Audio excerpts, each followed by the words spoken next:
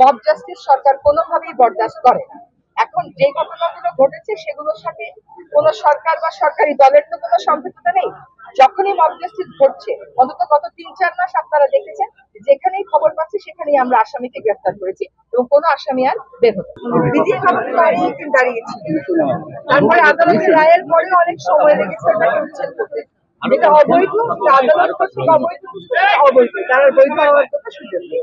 গণপূর্ত মন্ত্রণালয় এবং রাজ্য আমার জানা মতে প্রক্রিয়া শুরু করেছে। আপনারা নিউজ করার পরে উদ্যোগ দেখেনি, আপনার নিউজটা আমার কাছে পাঠিয়েছেন। বাংলাদেশে একদিন ১,০০০ প্রথম কথা হচ্ছে কি, আমাদের সময়টা তো অল্প। এই অল্প সময়ে আমরা ঢাকা শহরের ২০টা খাল এবং তুরাগ নদীতে করেছি।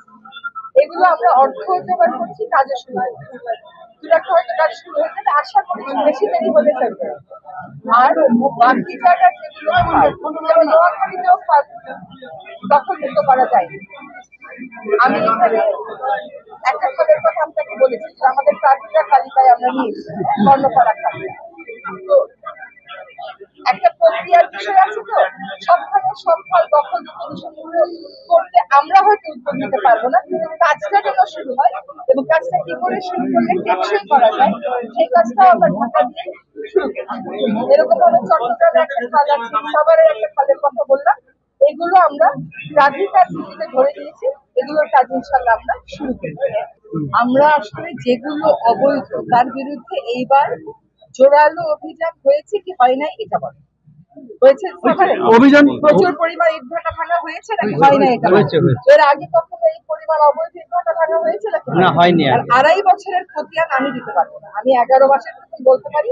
১১ মাসের সামর্থ্য অনুযায়ী যতটুকু করার তার অনেক বাইরে গিয়ে করেছি। আমাদের এনফোর্সমেন্টে যত টাকা, তার থেকে ওনার থেকে টাকা নিয়েছি, উনি আমার থেকে টাকা নিয়েছেন, এরকম করে কাজগুলো হয়েছে। আপনি যদি ২০৪টা ইটভাটা, আপনার বক্তব্য হচ্ছে এগুলো যে জায়গাটায় করার নিষেধ সে জায়গার মধ্যে পড়েছে, তারপরেও এগুলোকে লাইসেন্স এবং ছাড়পত্র দেওয়া হয়েছে।